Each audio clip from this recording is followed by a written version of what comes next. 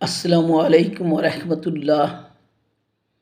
ভারতের গোলাম স্বৈরাচারী শেখ হাসিনার পতনের পর বাংলাদেশ আজ ভারতের দাদাগিরি শৃঙ্খল মুক্ত হয়ে পরিপূর্ণ স্বাধীন। হাসিনা মোদির সকল ষড়যন্ত্রকে ব্যর্থ করে দিয়ে বাংলাদেশ আজ ভারতের সাথে চোখে চোখ রেখে কথা বলছে সমানে সমান। তাই তো দাদাবাবুরা আজ উন্মাদ হয়ে গেছে।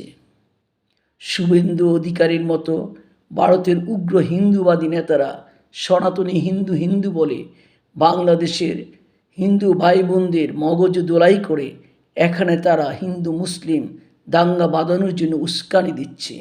তারা গণতন্ত্রের কথা বলে, তারা মানবাধিকারের কথা বলে, অথচ এই তারাই বিশ্ববিখ্যাত মুসলিম স্কলার ডক্টর জাকির নায়েককে সে দেশে নিষিদ্ধ ঘোষণা করেছে।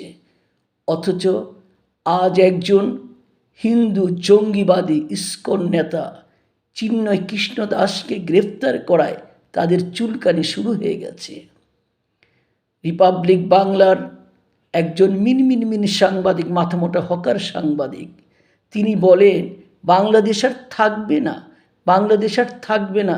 তিনি অভিমান করেছেন, তিনি চুপ হয়ে গেছেন। তাকে উদ্দেশ্য করে বলতে চাই, গরুর মূত্র চেনা খাওয়া দাদাবাবু, বাংলাদেশের দিকে চোখ তুলে তাকালে সেই চোখকে উপড়ে ফেলা হবে।